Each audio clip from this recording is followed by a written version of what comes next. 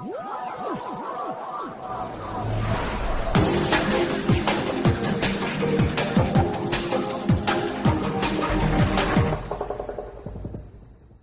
and welcome to a brand new season of Subplot, of course. A few quick announcements to get out of the way first. We've updated our episode release schedule to be on the first day of every month, so no more of this confusing second Tuesday buffoonery. We can actually pretend like we know what we're doing as far as our production schedule goes. And second, we're going to be switching things up a little bit this season. We're going to be trying out new things, new formats. We're going to see what works, and it's going to be fun. Right, guys? Yeah, if you guys don't listen to our podcast, then it doesn't work. So tune in more often. That's right. Maybe we'll make things work this time. But we're going to be kicking things off with our new format for this episode, getting an expert's opinion on the subject matter of the book in question. But with that in mind, let's jump right into episode 40 of this show, Subplot, of course, a podcast discussing a new science fiction work at the beginning of every month. I'm your host, Stavros, project manager and a fan of all Star Trek series, even the ones you hate. And with me is math teacher and nostalgia gamer, Charlie. Say hi, Charlie. Hello.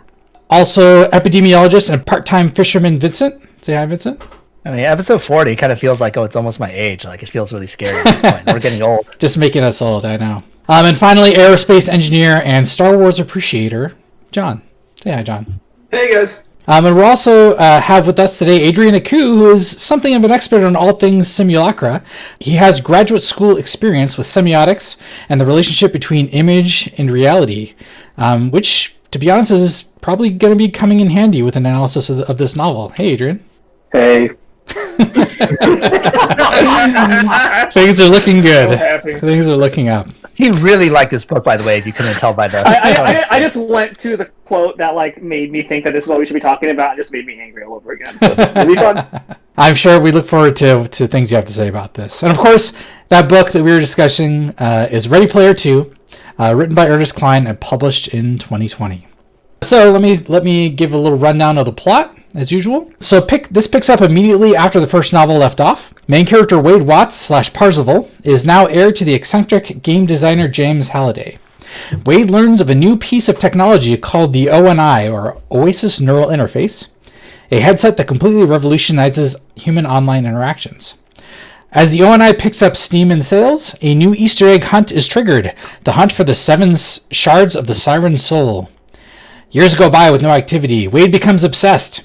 His relationship with co-writer Artemis / Samantha and Oasis designer Ogden Morrow deteriorate, and he spends his time harassing his critics via his super admin privileges and generally just being a depressed jerk. But that's when the first clues to the shards begin to appear. Along with the Oasis NPC Anorak, a deranged copy of Halliday that holds millions of hostages that are using the new ONI interface, and basically forces Wade to dig up the shards for his own purposes. Wade, of course, complies. He goes through these various 80s pop culture tests, including playing ninja games, tests of quintessential 80s teen movie knowledge, and a band battle against several versions of Prince, among some other ones. Each shard that he picks up gives a glimpse of the Siren, whose real name is Kira Morrow, Ogden Morrow's wife that has been dead sometime from cancer. And she has also, as you discover, the recipient of affection also by the socially awkward Halliday when he was alive. Once Wade acquires all the shards, he and Anorak battle it out. Wade kind of outsmarts him and comes out on top. And when he assembles all the shards, it unlocks a digital backup of Kira, who, as I mentioned, has been dead for a while. This triggers an evolution in human history, as the billions of people that have used an ONI headset can opt to make a digital version of themselves from these backup copies. The book ends with the first-person view of the book changing to the digital version of Wade as he flies in a spaceship filled with human embryos and other digitized people to a new habitable planet, in what seems like a clear setup for the next novel. And yes, that's as succinct as I could be for that plot synopsis. Let's jump right into some discussion topics. And Adrian, this is right down your alley. I mean, with your expertise, it seems pretty obvious. So there's obviously a relationship between the real people operating their avatars in the Oasis and then their avatars themselves. This is something that's continued on from the first book, but of course we couldn't get this kind of narrow line of questioning with when we did the episode on the other books. So do you have any kind of off the cuff reactions to how this is done here? So I think it's like the first thing to talk about here, right, is that the reason why this sort of makes sense as a topic to talk through this through is like the end of the book, like really celebrates the there's like this sort of AI inheritance and being able to kind of recreate or simulate specifically the human after their death, right? And the quote is like the singularity by way of simulacra and simulation, and that's like the title of like one of the most important books in this field, Baudrillard's Simulacra and Simulation. And just to kind of clarify something that's really important at the beginning of here, like the difference between like faking something and simulating it is sort of important to catch here. So, for example, Baudrillard uses the example like if you fake an illness, right? You are still kind of like honoring the fact that there's like a real illness that you could be suffering, and that you were just like pretending, right? So that kind of reifies the reality of what it's pretending to be. But when you simulate an illness, that means that you have to be able to produce some of the symptoms of it. Right? So simulations, what's so scary and weird about them is that they're not the opposite of the real. They kind of like mess with what we understand as reality. And I think that's what's really weird about where this book ends up, right? That like by having the end point of the book be this like celebration of the power of like AI, you have this weird moment where like we can no longer tell a difference between like NPCs and PCs. Like one of the last like weird like breaks in the whole novel, right? In terms of like people being fully involved in a simulated universe. And I honestly cannot tell for the life of me what this book is trying to do with that problem. Like, I guess I'll try to solve you. Like, do you think this book is a dystopian novel, or is it not? No. Right? Sorry, I didn't mean to cut in. No, yeah, that's the question I'm asking. Seriously, I have no idea. I think this is if this novel is truly dystopian, then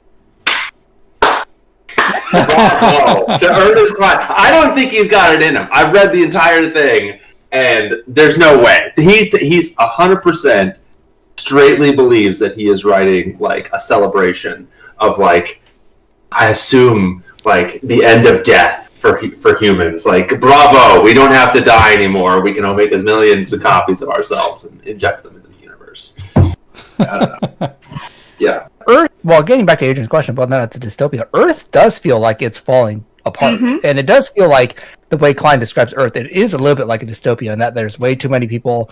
Most of the people don't want to deal with reality, so they are in the Oasis almost all the time, and that's their only escape. Like you know, the main character Wade Watts like gets all his education, spent most of his years in Oasis while his mother died. You know, like there's a lot of stuff where it's like, yeah, Earth does seem kind of like a pretty shitty place to live. Like even if you do have awesome video games and like a platform to play video games, enough such that they want to abandon Earth and create a spaceship and fly to Alpha Proxima and just recreate humanity there. You know.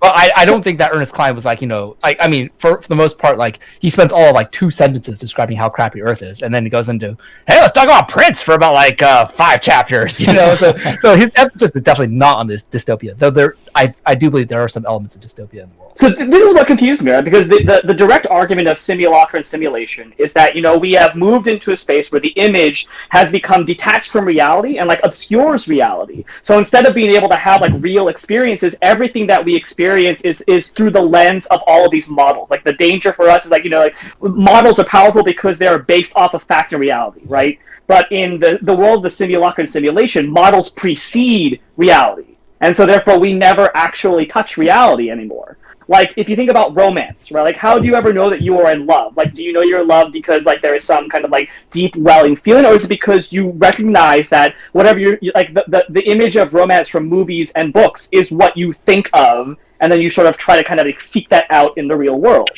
right? That, like, instead of us having something real, we just have systems upon systems just interacting with each other. And the end result is that reality itself suffers.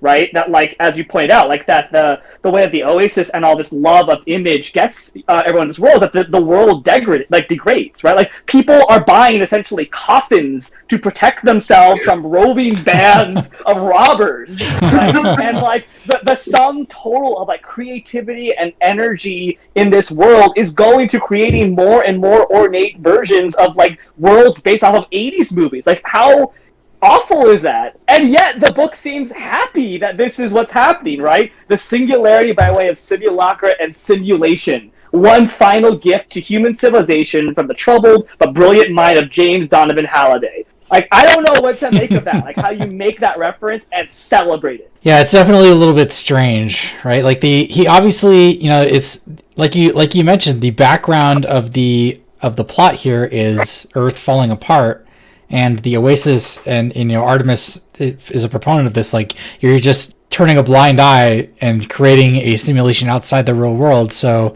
maybe is the message that the real world isn't significant, and the simulation is just as significant, if not more so? I mean, that seems to be the argument, right? That, like, he's celebrating the notion. Like, I feel like there is some kind of weird carryover from the last game, something that he proved last book that didn't need to be proven again. This idea that, like, gaming matters, right? Like that it matters that we care about these, low forms of entertainment. Right, that like gaming isn't as important as like literature, and here we have a world that is an alternate reality where that is absolutely the case, right? And it feels like he felt the need to kind of like make that argument again through this claim again about simulacra and simulation. But it ends up like, as all simulacra does, like it ends up pointing towards like the real problems with this. For example, right, like if this is heaven, like if like the notion like a deathless AI is heaven, it's so weird that heaven is just the Oasis, right? Like the thing that you've encountered your entire life if you live in this world, right? A place where there is nothing new, right? You like point to me at anything that is new in this culture that is not just like an echo of the 80s or the past, right? That like there's a funny way in which this heaven is essentially a hell of like one man's like demented sense of history and importance. Hey, people get really popular making movies about themselves experiencing these quests about the 80s. I mean, to get to your point, Adrian, I think that your point is actually espoused by one of the main characters, like Artemis, right? Artemis like breaks up with the main character partially in the beginning because she's like, essentially that girlfriend is like, get off your phone, and the guy's like, no, I'm not getting off my phone. I like my phone. Like, she basically says like, you guys are ignoring reality, and like there are people who are starving. There are terrible things in this world, and we're not solving it by being in the Oasis. We have to be in the world that has the problems in order to solve it, right? And I think that like. But the thing is, like, as valid as that point is, that her character is so weakly developed, and she like changes her mind. She's like, "Oh, actually, I was wrong. Video games are the best." Like by the end of the book, like none of the issues that she brought up about her dissatisfaction with everyone being on the Oasis and all the real world problems that are happening on Earth, she very conveniently forgets all that and just kind of converts to the whole Halliday idea of, hey, being online is the best thing ever, and I'm so glad because now like my dead family members can live inside the Oasis and I can see them whenever I want. I guess it feels very unsatisfying when I see a character like that. And that, of course, negates the reality of like human existence, right? That like it is not your grandmother, right, who is there at that moment, right? That it's just you kind of like allowing for the simulation of your grandmother to kind of occupy the hole that your grandmother used to occupy, right? Your grandmother actually died 2 years ago or whatever it was. Right? And then it's like putting up a poster on the wall and be like, hey, grandma's still here. I'm so happy. Yeah, it's really weird how it celebrates. It's like, and then we brought her grandmother back. And it's like, you rebooted a copy that you, without consent, made of her grandmother's memories and then had a computer continue running. And a little morally ambiguous. But, Adrian, I wanted to ask you about, so we've got three versions of people in this book. We've got the real person, the quote-unquote real person, then the real person-controlled Oasis avatar, and then finally the autonomous NPC based on the brain scan of the real person. So if you look at the first novel, only the first two existed, and now we've got this third one. Is there some kind of journey here where it's, I mean, obviously the by and large, most of the book is spent on these 80s worship quests, but I mean ultimately at the end of the novel we have these three versions of people. Like, what are we on the quest to create an AI or a simulacra here, or what's going on? So like all this concern about simulacra and simulacra images like sort of was right from the 30s to the 80s essentially, and it was the result of the mechanical reproducibility of imagery, right? So if you go backwards by about like 120 years, right, like you have like painting as like the main mode that we reproduce images, and they're only seen in people's private collections. They're very inaccessible, and so there's a way in which the painting is clearly meant to be like a representation of something in the world, right, or to kind of like it pays homage to a reality that it is not, right? But so there's a way in which like the originality of both the painting and the whatever it's painting of is super important, and that kind of changes that sort of affects our worldview, right? So, like, if I see a painting of a mountain range and I go to the mountain range, I feel something deep and profound. But when images can be reproduced infinitely, the original doesn't matter as much anymore. It loses what Walter Benjamin called the aura of originality. The sense of there being like a thing that existed at a specific time and place that made it feel like it was real and grounded. And so once that happens, right, in a sense, what you're talking about here, like the simulacra, that's like the natural end point for all of this. That like as we move away from originality, we move away also from reality, from there being the sense that there is something objective and grounded that is like the end stop point of speculation. And instead we end up with a lot of stuff which is infinitely movable, right? Like the tricky part about the Oasis is that it is a purely like a wish fulfillment machine, right? It is the opposite of reality. Like Bruno Latour argued, like, you know, the reality is what resists, right? Like it's the thing that like pushes up against us. It's what doesn't allow us to just like simply fulfill our wishes at all points, you know? Right. And that's where the book has been moving to a further and further sense of fantasy and away from like the ugly reality of the real world that they're living in. Right. And, you know, ultimately we don't get a lot of, as far as these new, you know, brain scan NPCs go, we don't really understand what their life is like. We just know that they are like a new race of beings, basically, at the end. So we're not sure. Oh, we do know. We know because it is one of them telling the whole story, right. And it is essentially right. It is essentially the same as Wade, right? Like it is the same person according to the way the AI described him. Right. But the crazy thing is, there's one computer algorithm essentially running all of their personalities, right? Like the only thing that's fixed and static is their memories. But then like the simulation, like the forward like kind of like generation of their thoughts and their memories and stuff like that is all run off the same computer essentially, right? Mm-hmm. So in some ways, I kind of wonder if there's going to be convergence. But they all just become the same personality. It's like, oh yeah, we have different memories, but we all have the same fucking personality because the computer that's running us is just there's only one computer, right? So we all like, oh, we agree on everything. Oh, I never thought I would ever get along with like President Trump or President Obama. Like they're best friends now because they're run by the same freaking brain. You know, it's like it's a very weird world where like there's not really multiple personalities. I think it's really just one AI being like, hey, I got a lot of memory to like a lot of different people I could pull off of, but they all essentially agree with me. You know, I think it's a very weird idea. Well, Vincent, but what if physics is just the rule of the simulation that we all live in, and we're all just running algorithms that form our personality in the real world, and that's how it all works out?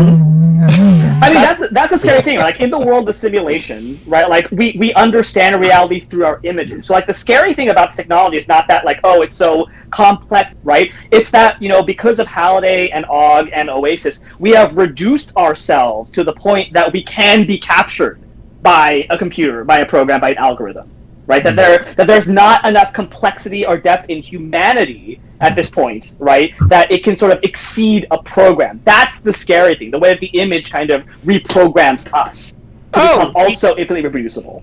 Oh, you mean the last episode of season 2 of Westworld? Exactly. Yeah, there's a lot of better precedents for this, like San Junipero and Black Mirror. Like, yeah. All right. Well, I know. I mean, this is like crazy. We're talking. We went from like lighthearted '80s, discussion to like the future of humanity, and so we went a lot deeper than this book intended. We'll put it that way. Our conversation's already way more interesting than what you would have gotten. Yeah, at least it's something to talk about this time. Whereas the first book was just like reality sucks. How about we go through Journey of 80s Land? And then this book, it's like at least. I mean, I'm not even saying at least. I don't even care. Excellent contribution as usual. Thanks. But the problem is that like the book does get like the book tries to get this deep, right? Like that's the problem. Like, it's one thing if I'm just like spitting out like these outside ideas, but the book summons them. And it tries really hard to be like, look, Wade and them care about the real world and whatever. Yeah, it brings up the ideas. It has like 2 steps of like, I guess we're running with this, and then it makes a conclusion that has no relationship to anything that happened. It's just like, and it was good. Yeah. It's like, ugh. Well, before we fall down this rabbit hole, I do want to talk about. I mean, you mentioned the the 80s references and stuff. I mean, let's talk about the reference things that happen in this book. I mean, it's obviously the hook of.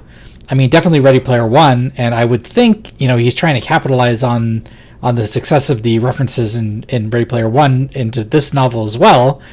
and I wanted to open it up to everyone here. Like, do you guys feel like the hook worked, and at least, I mean, worked in general or worked in comparison to Ready Player One? I mean, my original or my reaction is, you know, I had a much harder time identifying with the references in this one than I did with the previous novel. I don't know if it's because there were more video game references in the first one, maybe, and this one is kind of 80s pop culture focused, and I just haven't seen a lot of those. I think maybe I'm just too old. Like we're all of us guys are in our mid to late 30s.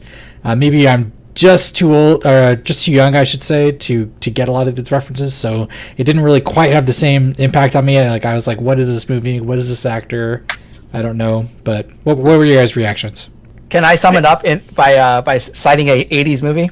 This book to me was like, did you guys ever watch the movie Twins with Arnold Schwarzenegger or Danny DeVito? Yes. Sure. The premise of that book was that there are twins in a womb, and one embryo took all the resources, and the other embryo was like tiny. So one is born, it's Arnold Schwarzenegger. He's got big fucking muscles. He's like a big buff dude. And the other one is Danny DeVito, this tiny little shrimp guy who got the leftover genes. Ready Player One is Arnold Schwarzenegger, and Danny DeVito is Ready Player Two. In my mind. Oh no. It directly relates to your analysis, Stavros, which is that most of the video game references, like this, like the bulk of, like, I feel like his creative thought and like the things that he wanted to write in paper went into Ready Player One. But when he got to Ready Player Two, it's clear that he had run out of like a lot of the mainstream, like, big video game references that he was trying to cite. Like, he just couldn't he kept revisiting a lot of stuff from Ready Player One, and he started saying, you know what, actually I can't do it. Like, I don't have enough like interesting video game knowledge to put into Ready Player Two to make it really compelling, to make it like I thought like it was like a Dan Brown book in like Ready Player One, which is like full of mystery and references, and you learn about a lot of like, you know, Easter eggs that like, you know, wouldn't have popped up otherwise, like in a kind of angels and demons, like Dan Brown kind of style. But Ready Player 2 was like, well, I kind of ran out of material, so let's talk about movies instead of video games, like 80s movies. I could do that, and maybe music. Oh yeah, Prince, right? You know, I could fill that in too. It's like he clearly ran out of the video game juice, and he was like, oh man, at this point I'm scraping the bottom of the barrel. Danny DeVito, get out here, like, you know, crawl your way to another Steven Spielberg movie for me, please. You know, basically, all of the movies he references, and even Prince, are like huge 80s icons. So I could see someone being like, maybe more of a movie buff or a music buff enjoying this one better. So maybe just like for you and me, Vincent, like the video game references resonated more. But I mean, you know, personally, I agree. They don't seem to resonate quite as much. The difference between book one and book two is book one was like, a lot of the Easter eggs were worked into the plot line. Just like, oh, if you didn't know, there was like, you know, this interesting thing about the back history of this guy, which is the reason why things work out. Whereas in this book, it was much more fantasy based. It was more like, oh, if Prince were a bad guy, what would I do? It's not like there's anything secret about Prince that you didn't know. It's like, oh, in this music video, he had a tricycle, or he had a motorcycle. Right. If we disable it, he won't be able to use it in a final battle, which nobody has ever seen. Like, it's like, you know, it's like this weird stuff was like, nobody's ever fought him before, but I know exactly how to defeat him because I have like insider knowledge somehow. Like, you know, like the battle will go this way and let's disable it. It's like, oh, it was so weird. One of the things about, like, I feel like in terms of the references and whatnot, both books are equally asinine. Like, I understand we might have like personal relationships to two things, but both of them are just like, here's stuff, main character describes why stuff is stuff that he was fortunate enough to, or one of the characters is fortunate enough to know, and then they do related thing. But there's like two issues. The first book, I mean, and this is the problem I had with the first book, it's like Wade does pretty much everything, so it's always a personal account of why he knows this thing, but it's also why I find him insufferable in the first book. He's like, yeah, because, you know, like, I just played Joust like all last summer, so it turned out like I happen to be like a master at Joust. Whereas this one, it's like his friends get a lot more of the spotlight, so you don't get the internal backstory, but it's like, oh, you know, Artemis has been super into Tolkien, and so when she shows up at the end, she can explain to him what's going on, so I understand how it hits differently. But also the other thing, even though there's things that like made me really upset about the first book in terms of its plot, it seemed to spread out the contest more evenly throughout the book, while having like the relationship and the plot elements like more evenly spread. Like there's the part where he goes undercover in the big corporation and whatnot. Right. Whereas this book, it's like, here's the intro with like the setup for all of the problems, then you find out who the bad guy is, and then you go through all of the Easter egg hunts in a row. Like So back to back, right? back to back to back. So it just gets really old really fast. Like I was talking with my brother-in-law or one of my friends. I can't remember who, but I was like, having it be set up like this made it feel like, and it made me realize even the issue with Ready Player One is it feels like you are reading a novelization of a Let's Play, except about a made-up game that doesn't exist. Yep. So I'm just like, it's so dull. And it's like, I don't, like, at least in the first book, occasionally I'd be like, oh, like the good old Captain America, I understood that reference. All right. And I'd be like, it'd click that little, light in my head. I'd be like, okay. But in this one, because it was so jammed in one way, either it would be a complete throwaway line, or it would be this 12-chapter, let's just talk about John Hughes movies forever type deal. That even when I understood it, I was just like, all right, what's the next thing? So, It's also the thing about this book is that it's like how like Wade is going to solve the challenges, like he has to. In the last one, I mean, yeah, he's probably going to because he's the main character, but there's like an element of uncertainty here. It's like the plot from the beginning of when Anorak shows up and he's like, solve the problems. You have 10 hours, and Wade's like, and I knew immediately like, well, Wade's gonna solve all of them for sure. Even before that, it had to be an error, right? So, Right. so like literally, it had to be him before that. Oh, you guys have brought so many points up. Okay, so like the pacing in the book. By the way, Charlie, you're like reading off my personal notes on this book. The pacing in this book is terrible. It's awful. We spent 20 of the first 20 pages, and there's like not a stick of dialogue. It's just Wade talking about every single second that occurred from the end of Ready Player One until who the fuck knows. Oh, and then you mean like how the conclusions of his character arcs lasted an entire week before he went back to just being some internet douche? yes. I thought that there were drops that I thought were gonna like, okay, this is what's gonna tie the book together. It's there's gonna be an anticipation building element. And I thought, okay, well, Anorak showed up. We're about halfway through the book now. Shit has happened. So like now they're on the clock, right? And that's gonna be oh gosh, the everybody's hooked up to the ONI, and they can only be hooked up for so long, and the people are going to drop off and die, and right. Wade's in on it, and that's going to be a big plot point to like really build anticipation. No, he mentions it like 2 fucking times. It's ridiculous. It's useless. Whatever, and he takes away. I don't want to move on to that just yet, but it's really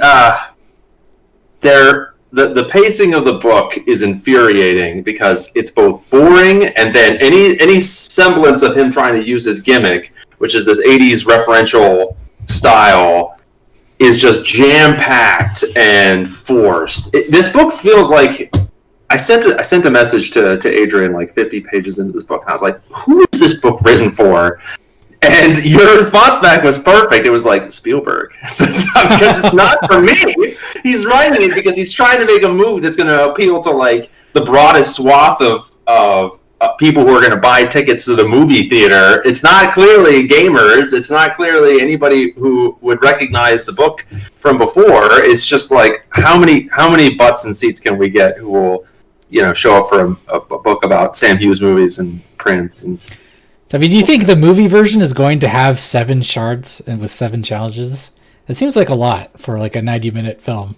I think I don't know. I assume it was in the room. It could be a trilogy. So I mean, that would eliminate it right now. What? Ready Player 1.2, Ready Player 1.5, Ready Player 1.7.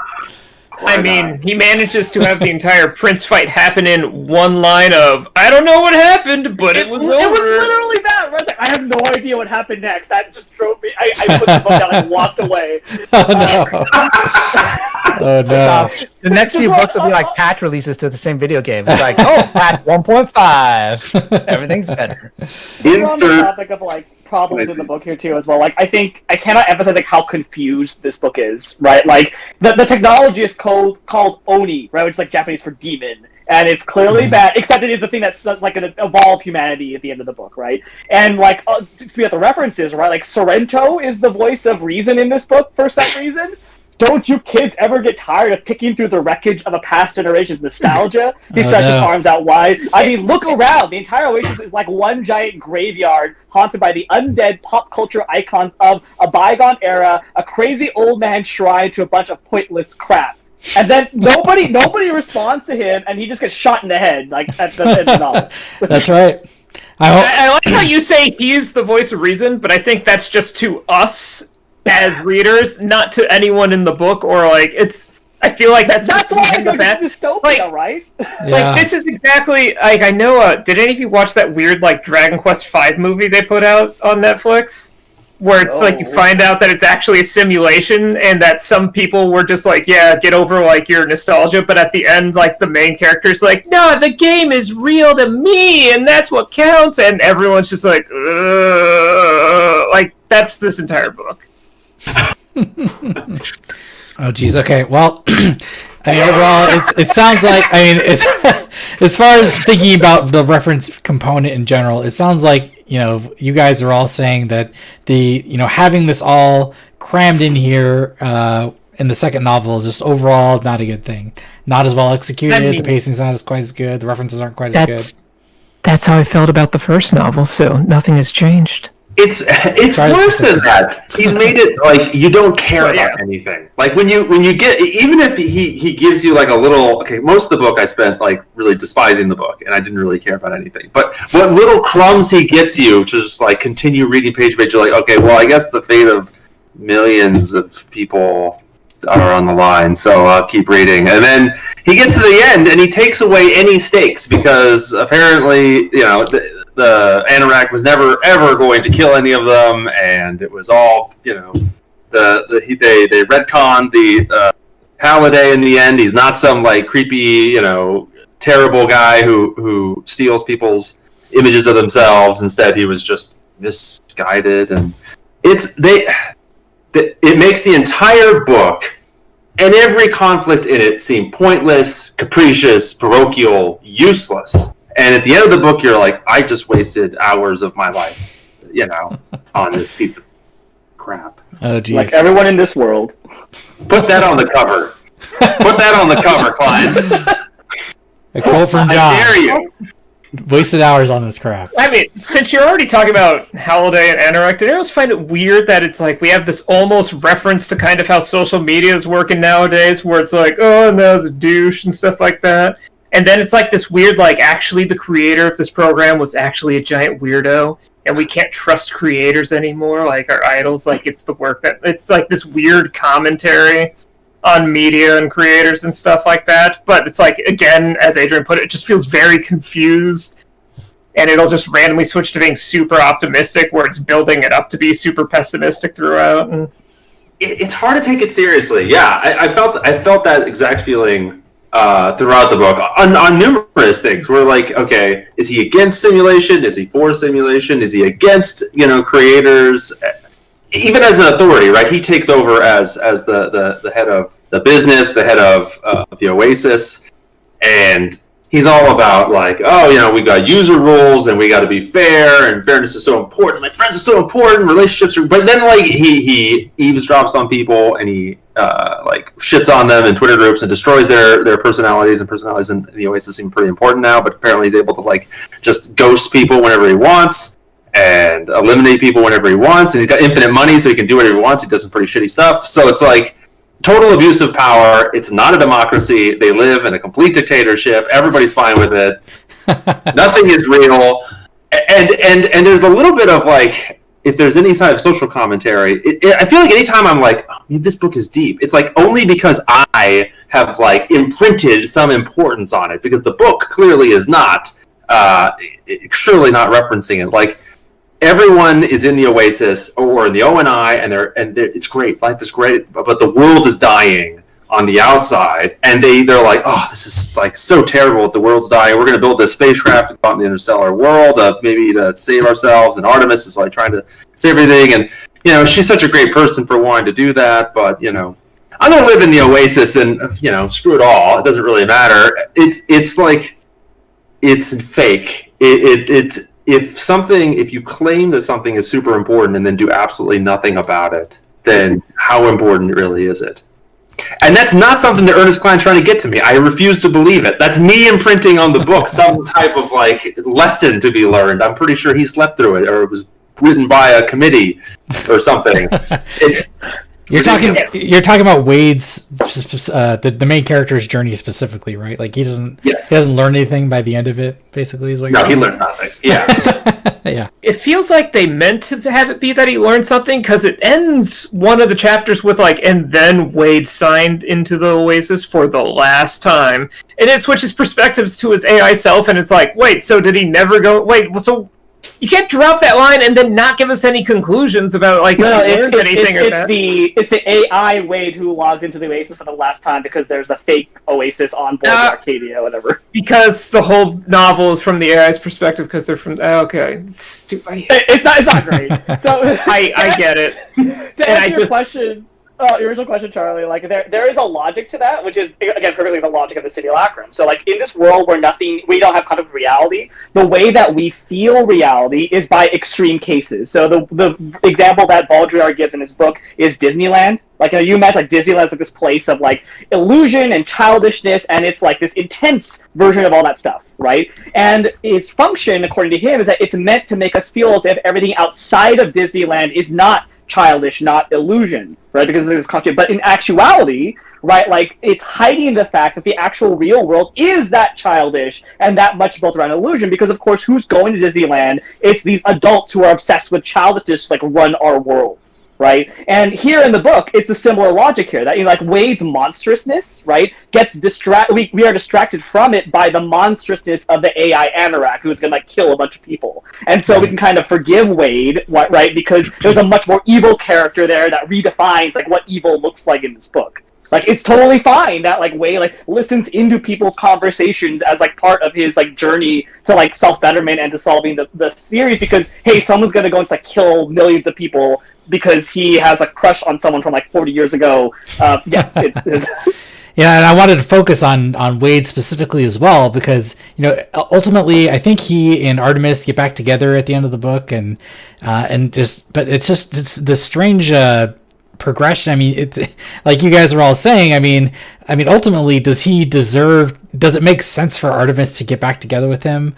And is Wade proven to be a better person? I mean, all that's happened is he's won another 80s trivia competition, and kind of accidentally like pushed Halliday's progression of AI forward. But ultimately, I don't really know if he's necessarily become a better person or advanced, or it's just this confusing, like, I mean, I'm just hung up on the relationship with the Artemis thing, because does he really deserve to win her back at the end?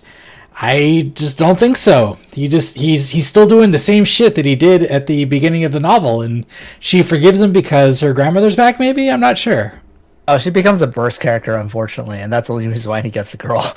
And that's why I really dislike the book, is like he made the female character so much weaker. It was it's like they had a fight and like they never resolved the issue, and the girl's like, "Oh no, you were right the whole time. I only broke up with you for about like 7 years, like for nothing. Yeah, it's okay. Let's get back together. You're the best." It was just crazy. To be fair, they did have that week, guys. That 1 week. 1 week of sex with a virgin is enough to change your life. Man, yeah. See, I'm reading this, and I think it was at the point where they're in Middle Earth, and Artemis comes to help him out, and I'm watching like what he's doing, and I'm like, this man has learned nothing. Like, she's here to save your ass, and they're like working well together because they're in the same situation they were in the first book when they became romantically involved. They're in this kind of high stakes, chase or plot. And like that's why they're having this good relationship. And the second they're out of it, they're gonna fucking fall apart again. They're not sustainable. In Speed, they had the line. Yes, like, yes.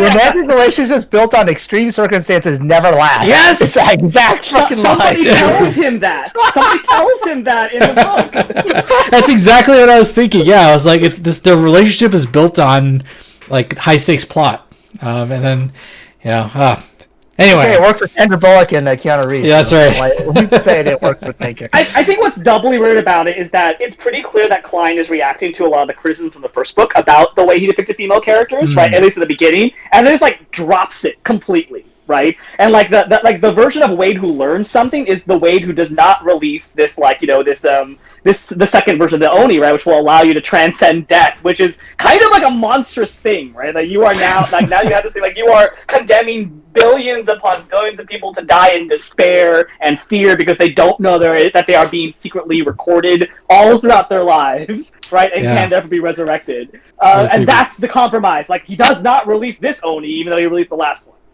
Yeah. And that's enough, I guess. Very to strange. Get married. Yeah, strange character progression for him for sure.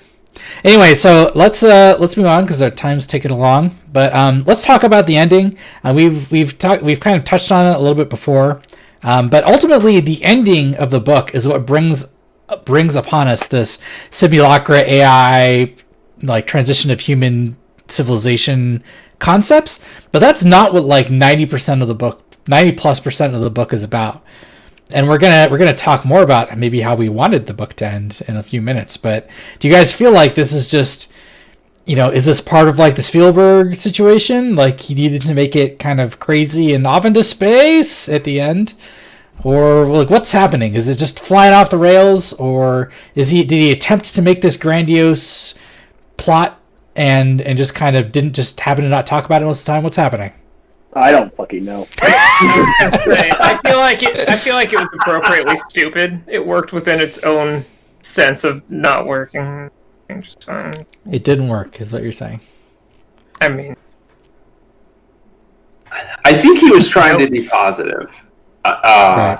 I think he was trying to signify like hope, because at the time Earth was failing and everybody was engaging at the time in the ONI and the Oasis, so they were engaging in this like fake experience. Right. So this is a way for us to transcend death and pain, and so like he puts a good spin on the ONI and he puts it in the Oasis, and he puts a good spin on copying people for the purpose of essentially never ever having to give up your loved ones, I guess, or the value of humanity or whatnot, some other infantile wish. So it's like, I think that he wanted it to be hopeful, and that's why this interstellar ship where he's sending these people out into space. But it's kind of like it's kind of like a wishful thinking of he wants to have it all,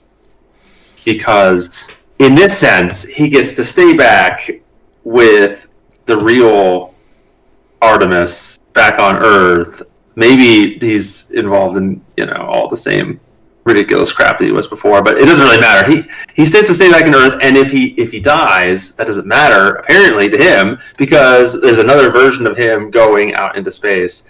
It's kind of like the value of humanity is not the reality of humanity. It's like an Elon Musk dream where he's like, I can save humanity if I go on a rocket and I'm carrying along all the books of humanity with me. Like, that's not humanity. You can't just bring copies of everything, and that's the same. That's not the same. All the people here are the same. And distracting from that distracts people from actually solving real problems that affect their ability to live in this reality. Hey, John, I got a theory for you. Two theories. One is, because the book is written technically by the AI, actually all the events that happen are the victor rewrites history. Like, Parzival doesn't get with Artemis in the end, and he's so pissed off about it, he's like, let me send a computer into space, and they will retell the story where I actually do get the girl, because I didn't change myself at all, so I didn't deserve it. So in real life, I didn't get the girl, but the computer will tell everyone in the future who finds us in space that I did get the girl. And the second more like insidious plot line is that Ernest Cline didn't write the book. He put it into one of those machine learning, write it for me kind of algorithms. And said, he fed in Ready Player One and said, write for me what you think Ready Player Two would be. And therefore we got this piece of crap. So that's perfect, because I was just listening to a podcast about Final Fantasy VIII, and the line I remember was, you know that your fiction is bad when people come up with dumb fan fiction to explain why it's actually good, and not just that they like it just because they like it. And the fact that you even did that. It just explains how little any of us should ever care about anything. Wow. Charlie caring thing, yeah.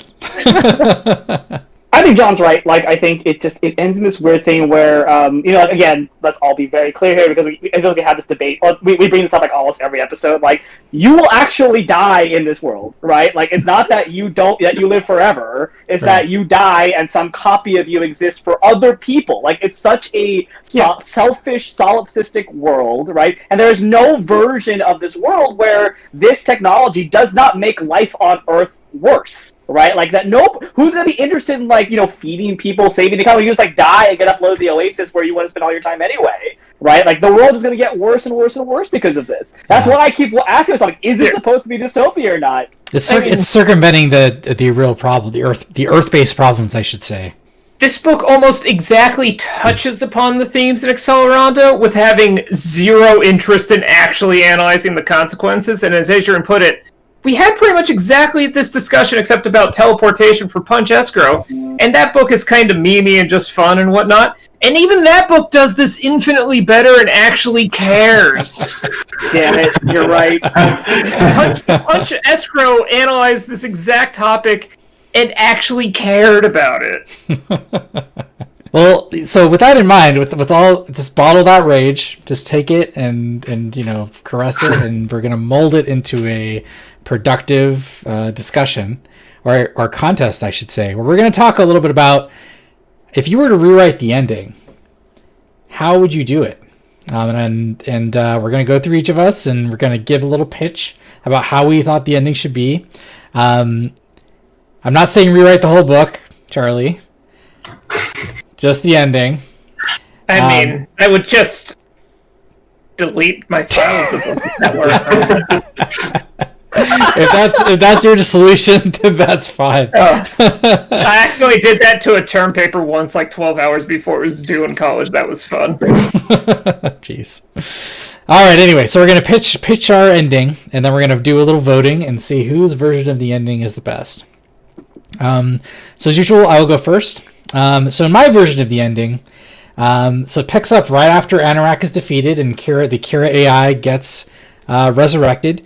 But instead of the crazy, meaningless stuff she does do, I'm going to say she kind of gets with Oggs, like maybe Oggs use the ONI as well, and they get together. And you know what? They're smart people. They come up with a framework to solve the Earth-based crisis. And, there are digitized people, the ONI does create these digital versions, but you know what? They end up being able to coexist with humans. And maybe that's the setup for the next novel is like, how are these digitized people interacting with people of real people that have avatars in the Oasis? And that spaceship in orbit, you know what? They needed parts from that spaceship to do this society saving. So they dismantle that ship. They're not going to another system. They're fixing Earth. And I added this just now after talking about the main character. So Wade and Samantha, they don't get back together. They realize that just like in the immortal words of Speed, they only work together in high pressure situations. But you know what? They decide to be good friends, and they decide to work together for the betterment of humanity and fix Earth. So that's my solution, and a little bonus set up for the next novel. All right, who wants to go next? I'll go next. Okay. That was actually pretty good. That was a very interesting ending. I'm going to preface mine as saying that in no way there is no ending that I believe would save this book, other than starting a new ending on page 2. So, but my ending actually involves. So in my ending, Og fails to defeat Anorak in combat. So Anorak.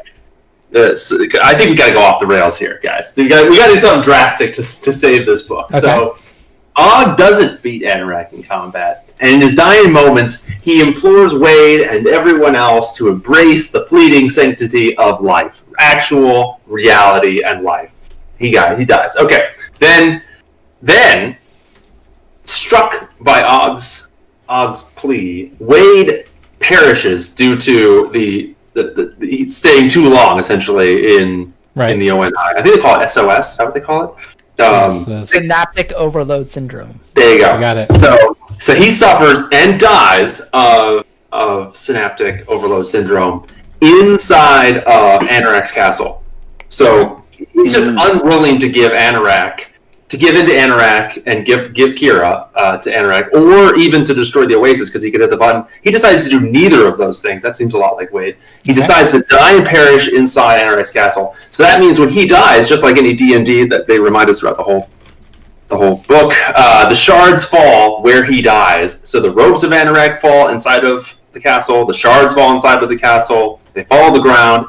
Nobody can retrieve the shards or destroy Oasis ever because you can't get in the castle without the robes. You can't get the shards without getting in the castle. Basically, Anorak, and there's no air left to reassemble the shards even if you could. So basically, Anorak will never get Kira back, ever. So then he decides that living is not worth it without love. He's listening to Og too. So he uploads himself into the orbiting interstellar ship. He flies on an intercept course to the sun and dies in a blazing glory. There you go. There's one for Spielberg. And then everyone else wakes up unharmed, as was described previously, because Halliday's not a murderous crazy person. So Artemis and the board enact strict limits on the Oasis and ONI, and they focus humanity's efforts on saving the planet. The end. Nice. I like that one. You and I are kind of on similar wavelengths as far as saving humanity, John, so far. Yeah. I like that. We care. I think we're all going to be there. I'm not sure. We haven't heard them all. One thing the book's ending does not do, right? Is like care about humanity. Damn. Well, you know what? It sounds like you have a better ending, Adrian, so why don't you tell us what you're thinking? Okay.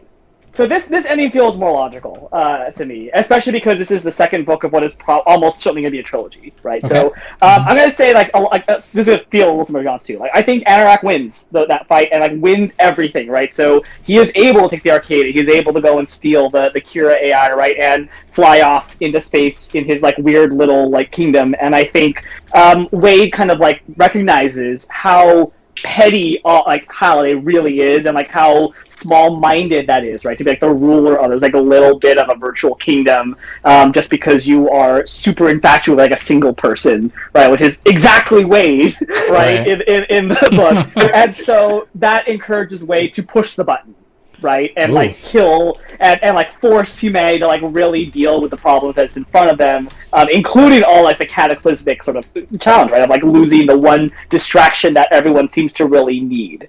So yeah, again, hope whether that actually saves humanity or not, right? Good thought for the next book. But yeah, just that Anorak winning feels like a far more logical way for this book to end, even with his good intentions and not really trying to kill people thing. Yeah. Right. Nice. Okay. Good spin on it. I like that one. All right. Who's next? Yeah, I guess I will argue, given the tone of this book and the fact that it drops enough hints, it ended exactly as it was meant to. Because it's maybe he'd go off on the spaceship. Oh, we're going to revive her soul, and it says, bring back the dead. And, we just have the spaceship sitting out there. It's all set up I couldn't have told you word for word what was going to happen, but as it was happening, I'm of course, what's happening? Of course, this is what's happening. And I think the moment I dreaded that most, where Wade was look at what I could do with your grandmother. I'm don't do it, because don't do it. Because it just undoes the entirety of Samantha's character if she doesn't instantly go what is wrong with you? And of course she's Grandma! I'm I hate this. It ended exactly as the rest of the book was written, which was complete, predictable, valueless tripe. So what's your solution? There is no solution. We already went over it. You said so your solution is delete the ending, or no, the ending is as it is because that's what it was set up to be. It's exactly what the book was written to get to, which was a complete misunderstanding of the ideas presented in a complete shallow misunderstanding of the ideas presented in the book. My God, Up in this stupid way. I think this book has generated the most rage of over the most hosts. No, at least it was better than the first book, which was he sent the entire world into like 10 years of 80s digging and obsession, only to end it with a hologram of the creator going, "Hey, you know what? Maybe you should appreciate the people around you more instead of being a complete weirdo." At least it was better than that. Oh my God. It God. was better than a complete betrayal of the entire premise of the entire novel, which was, I mean, given what I just described, that, anyways. Go on. Let me interpret for Charlie just a little bit. Okay, sure. The way that Ernest Cline writes books, the ending is like the Earth in all of his books. He doesn't give a shit about it, and if it gets totally fucking destroyed in the end, he's fine. It's fine. Doesn't matter. He got to talk about his video games. Right?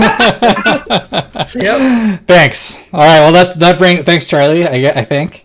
On to Vincent. Your ending. You guys are far too pessimistic. You guys are also far too serious. So my premise is that stupid movies and stupid books that take themselves seriously are automatic fails. But when you take a stupid movie or a stupid book that goes full on campy and tries to like maximize its comedic potential, then it becomes hilarious. Like kind of like a Zardoz, or a really stupid movie where it's like hilarious to watch. Like what is it, like Mystery Science Theater, like 2000.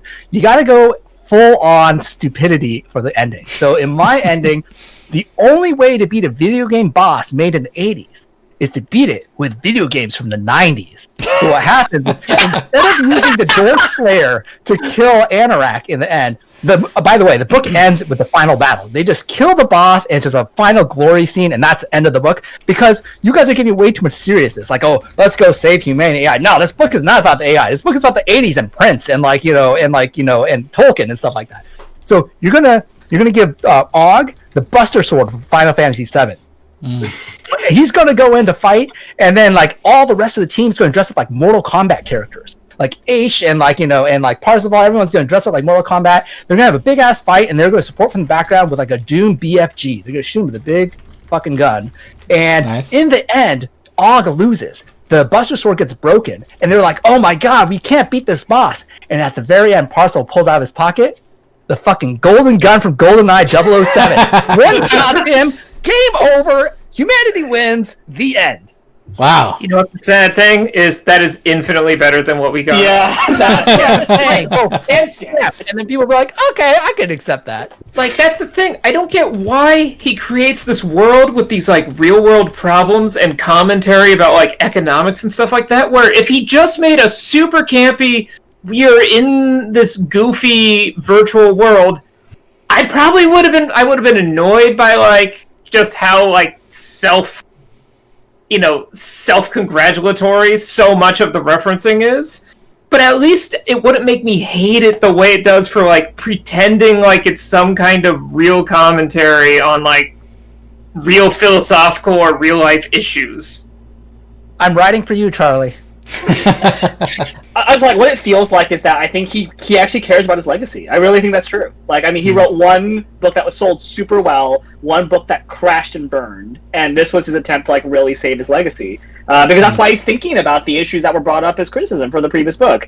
And it's so sad that it's, like, a complete disaster.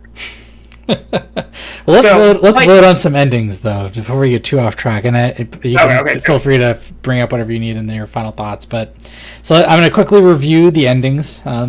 So my pitch was that Anorak gets defeated, the Kira AI and Og kind of come up with a solution for the crisis. The digitized people coexist with humans and set up the next book. Spaceship dismantled. Wade just becomes friends with Samantha. John's solution: Og loses. Wade dies from SOS in the castle. Anorak is really sad that he can never get Kira and just flies the ship into the sun. But everyone's fine. Everyone wakes up unharmed. Adrian's solution: Anorak wins. He gets the Kira AI and flies off into space on the spaceship.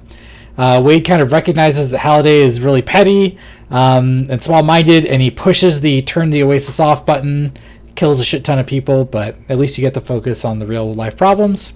Charlie says the ending is like the Earth. You can poop on it as much as Cline poops on the Earth. No, my ending is it's just leave it alone, as is. It's the ending as written. Okay. And Vincent's is, he attempts, you beat the boss with the 90s references. So there's Buster Swords. Parzival ends up coming out on top with the golden gun. And that's, again, it's a focus on the references. I'll go first. Vincent, you have a really attractive version of. That's what all the ladies say. Yeah. and one man apparently. But you know what? I'm gonna have to go with John. It's thematically close to mine. I think it's just overall the best solution. I would say better than the one in the novel itself. I'm just gonna go down the list as the solutions were provided. So John, what is your favorite ending? Yeah, I think Adrian's is he's really clever, actually. Okay. I think that's the one I would vote for. Yeah, for sure. I mean, the actual ending is crap, so definitely not. I feel like voting for Charlie is like voting for Ernest Cline, and I just want, just in case Ernest is listening, don't come on our show. I will roast the shit out of you for this book. I think if he was listening, he gave up in the first couple of minutes. Good. All right, Adrian, your selection. I don't know. Vince's I think it's like as confused as the rest of the book is too. Like in a way, it's like new ideas come and disrupt this Halliday's world, but they're also not really new ideas. And also, is more fun than the way the book actually ends. So yeah, Vince. That's true. Okay, how about you, Charlie? If it were rewriting the entire series in this tone, I would 100% go with Vincent's. But given the book as written up to right till the end, actually, I was thinking of saying something like Adrian before. I was like, no, this book is stupid and deserves a stupid ending. So I vote for Adrian. Okay, Adrian and Vincent. Where's your vote go? I'm going to vote for Stavros. So I was kind of hoping that we would kind of get a one another vote for tie. everyone. Yeah, we're almost really there. Inconclusive. But I have to say that everyone's endings are pretty pessimistic, and I guess I have to vote for the least pessimistic ending in there, which I guess technically would be Charlie's because it's the way Ernest Cline wrote it. But I also did not particularly like the book the way it ended, so I will vote for Stavros as the next least pessimistic. Okay, well it was a narrow race, but Adrian, the ending where the most amount of people die wins. So, congratulations, everyone. We killed a lot of people with that ending. Yay! We picked the ending that actually would have happened if anything made sense or mattered. All right, let's go into our wrap-up segment. Best thing, worst thing. The thing you like the best about the book. It has to be something, Charlie. And the thing you dislike the most about the book. I'll go first. Best thing. As much as the sheer fact that we're talking about the ending and how and Simulacra, Adrian specifically, there's something there, and I think as much as the references and whatnot didn't resonate with me for whatever reason, because I think that's a lot of the fun of the first book was just like, oh, I know X-Wings, I know video games, I know whatever. There's something there, and the problem is interesting. Everyone's fucking off in the Oasis, and how are they going to solve that? And I thought the concept of that was probably the best thing there.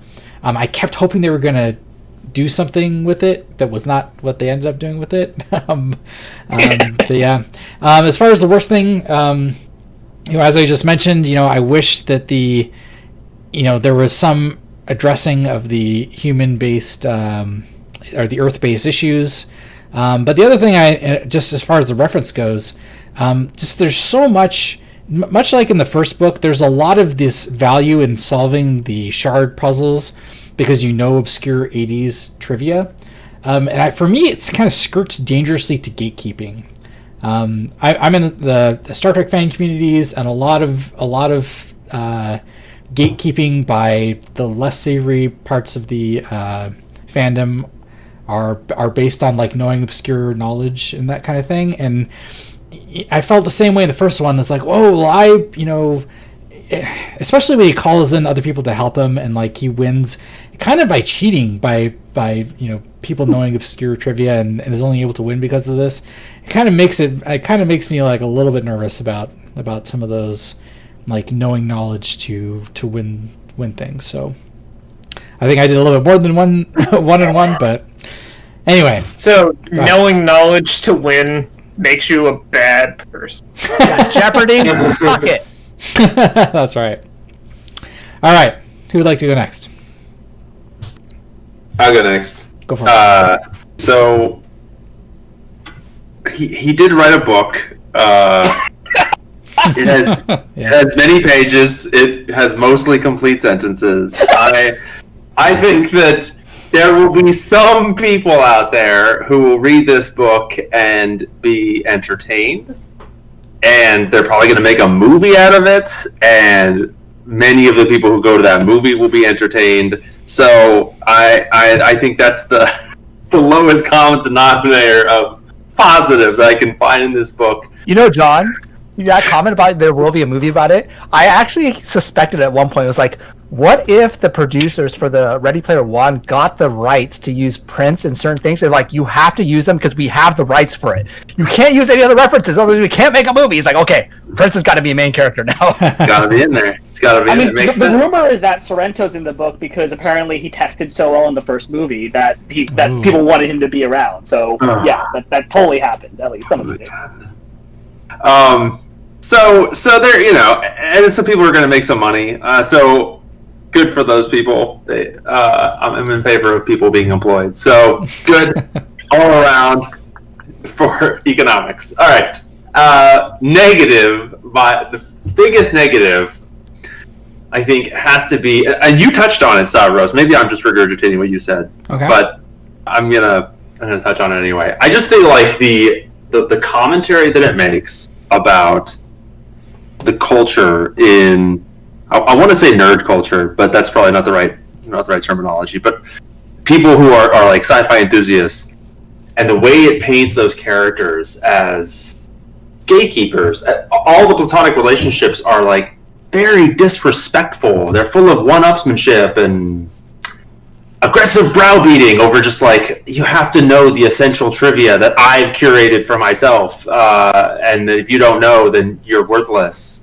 It's just, it paints a really disgusting picture of that culture, which I don't necessarily like say to myself like every day I wake up and I'm like, that's who I am, but I also don't think I'm not that, and I don't necessarily see myself that way, and so I think that's a really ugly way to describe that culture. And if it's true, and I think it kind of is, because like, at least partly Gamersgate, all that stuff, I think that there's truth there. It's a sad truth. I would have wished that it was portrayed differently in the book, maybe even just aspirationally. Okay, good points. All right, who's next? I'll go if nobody wants to step up. So I would say this, in terms of the pros, this book is like, the way Aladdin put it, there's like diamonds in the rough, or there's like, diamonds in the poop, as you guys would put it. None of us said that, but... Well, yeah, I mean... Agreed. There are definitely some... Wait, is someone eating diamonds? there are definitely some, redeeming ideas that are dropped, and I feel like those are, like, the ideas that could have been expounded on more. So, like, some of the ideas I really liked was that if, like, your memories are a save file, the fact that you could sell them on the internet is like, I've never been bungee jumping, but I could buy someone's bungee jumping experience, and I could experience it for 5 minutes. Or, like, the whole idea of, like, if the Kardashians, like, somehow, like, instead of having a show, they could sell, like, what it felt like to, like, own all these awesome cars and things like that, and you could live their lifestyle for a day. I definitely could see a market for it, and that struck me as kind of interesting enough that like it could have like had in another book in another realm, or another, like in another fan fiction, like they could have addressed that a little bit more deeply. And you guys kind of brought that up in Salvador's points as well, is that like the whole idea of this AI in the future and digitizing of human consciousness and stuff like that. Like I feel like there's it's not impossible that humanity would try to progress towards that kind of situation, and it is a deeper idea, which of course is not addressed particularly well in this novel because it's so wrapped up in trying to be a futuristic novel while also doing 80s references, right? Being in the future but tied in the past, but not executing either particularly well. So diamonds in the rough, I feel like. So like at least it made me think creatively. So I give that a plus. My major con is that I actually think that Cline's editor should get strongly berated. Like I feel like the editor could have made such a big difference in this book. If the editor had even been any one of us, we could have like said no. You're really like, you know, pushing it down the wrong alley. Like, or even if you had like a couple editors, like I feel like at least having some like someone who wasn't a yes man be like, oh, you sold like 5 billion copies of your first book. Whatever you write is gold. Like, you know, don't shoot the golden goose. Like, no. You gotta like, you know, be the farmer. You gotta tell the goonies this is not good for you to eat. Don't eat potato chips all day now that you're rich. You know, like sit down and write some good shit. Don't put out the poop. You know, I put like equal blame on Cline, but also equal blame on his editor because I think the editor really got lazy and just like complacent. Like, I get 10% of the cut. I don't care what you write. You know, just put something out there. You know? Yeah, I gotta agree, man. Especially the first 50 pages or so, just very strangely written. Yeah, it's like not edited at all. Like it felt like I was waiting for a misspelling like to pop up, or like some grammatical like, you know, incomplete sentence. Like I was like, this is so poorly edited. Like I feel like someone should really step in and like, did I get a first copy or something like that? Like what's going on? Maybe a rush job, something like that. Yeah, I felt like I got like the first draft, like, you know, the preprint or something like that. All right, good points. Let's save our experts' opinion for us. So go ahead, Charlie. I guess, I mean, I'll give it credit where it's like, he is interested in interesting ideas like this, you know, kind of this like extended analysis of once everyone's everyone being completely obsessed with what's going on online and never leaving their house. It sounds a little too real. But like, and then he brings like, and then the Oni headsets, like this new technology, like being able to experience other people's realities, like completely. He's interested in interesting ideas, and I'm not totally against the idea of just writing this completely pop culture obsessed schlock and having a lot of fun with it. Like I feel like. And I don't know how you would do this, but it feels like this could be a lot of fun where everyone could jump in and be like, oh yeah, I recognize this. And I understand that's why a lot of people really like the first book.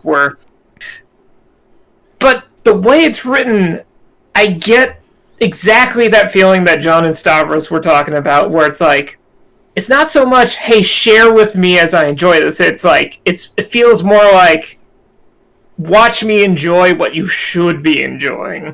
Or something, because so it feels, as I said before, self-congratulatory, whereas it feels like it should just be kind of fun, or, you know, like kind of reveling in the fact that this is kind of nerdy and potentially lame or has problems, but just be like, yeah, what are we doing? This is a good time, right? But by trying to layer the two and not being like a particularly sophisticated writer, I just don't get the appeal, really. I mean, part of me, like, I think the thing that stood out to me most was I read the acknowledgments at the end, and he's like, oh yeah, and I know the book sold a whole bunch because, like, you know, thanks to Will Wheaton, because he voiced the audio recording, and I'm like, is that why people care about this book? Because people are just like, Will Wheaton's a name I recognize as being a nerd idol, and I'm going to go read this book about nerd stuff, and now we're all super excited about this book, and I'm just like, are we that shallow? It made me feel like... I even told you for my introduction for this episode, like, yeah, put my, like, random interest as, like, nostalgia gamer, because I think that's kind of funny or whatnot. Mm-hmm. But partway through reading this book, I felt like, I'm just like, instead of making me go like, oh yeah, this is fun or whatever, I'm just like, I am wasting my life. Okay. Well, good. Okay. And Adrian, what do you think? Especially using your... Go ahead, yeah. Just sneak in like one more like teaching point here, because since you, Vince and Charlie, you both brought up like the experiencing other people's experiences, right? Like this is part of the problem with Simulacra, right? Because you are feeling what they felt, but you are not experiencing anything because you have no agency in that situation, right? Like you are not playing the guitar. You are in no way like being enriched by the experience. You are just, it's like mixing up the difference between voyeurism and experiencing, right? And like that's one of the weirdnesses of the book. Like is that supposed to be good or bad? Like for Baudrillard, it's bad, right? Because we lose sense of what reality is. But like in the book, I have no idea, which is super confusing. Like okay. It feels like it's supposed to be some commentary about like getting too personal with like, you know, the what do they call parasocial relationships that online media has created or something like that. But instead, it just becomes its own thing. That, yeah, you know. Yeah. Okay, back to good and bad. As is standard for this book, I suppose, like, the good thing is also one of its failures. Like, I actually, like, the first third of the book is horrendously written, but is probably the most interesting part of the book. That sense that, like, what would you do if you had all of the power in the world is a kind of cool concept. And the fact, like, I'm not even, like, mad that, like, Wade just, like, completely wastes it and is, like, a sad and bad human being in the beginning of the book. That's, like, kind of a clever way to go. But, the fact that it's so poorly written just, like, hurts so much because it's a really interesting idea and there's so much potential there. Worst part. I'm just gonna read from the ending of the book. This is your climactic moment, right? Like, you have built to this, like, extremely, like, ornate boss fighting scene, and this is what you give us. It was like Yoda versus Palpatine, Gandalf versus Saruman, and Neo versus Agent Smith all rolled in one epic clash of the Titans. Like, you cannot tell your own action scenes in your own language, that you have to keep on stacking reference after reference after reference is maddening. that line, thank you for bringing it up, because that line epitomizes why I just cannot stand this series, where it's like, you went for the easy, it's like, you were so obsessed with going with all these obscure references, but you went for the easiest references to describe something that you should just describe. And that's like this whole series. It's just, instead of writing a book, it's just substituting another thing. It's like I said, it feels like reading a written description of a Let's Play of just all of pop culture with no... It's I'll also say this, right? Like, the place that this book feels the most comfortable to me is the description of playing Sega's Ninja, which is also, like, the dumbest place for this to feel comfortable. It's literally just describing a Let's Play, because I thought the same thing. I was like, oh, this seems to be, like, one of the most interesting parts of the book so far, because it's not getting into the dumb, like, the characters are pretending to care about ideas. It's like just literal giving us history and interesting stuff. But I'm like, all I'm doing is reading what I could be watching in a YouTube video. Maybe this book was inspired by him just watching YouTube. Be like, oh, now a Prince movie. Let's write a few chapters, guys. Next in your recommended list, Futures in Space. Okay. I hate to draw this to a close, but we are quite over time, so I think we're gonna have. I wish I could talk about this book forever. Alas. But yeah, no, thank you so much, Adrian, for giving your input on the Simulacra. It's definitely one of the high points of this book. Good to get your input. But that's it for this episode. And as usual, if any listeners out there have feedback or suggestions on books we should read and discuss, you can reach us at subplotofcoursepodcast@gmail.com or on Twitter at @subplotpodcast. And for next month, the episode releasing on March 1st, 2021, we will be reading Leviathan Wakes by James S.A. Corey, the Expanse series. I'm really excited about that. Ooh. Say goodbye, everybody. Goodbye, everybody. See y'all. See y'all in the Earl. Damn it!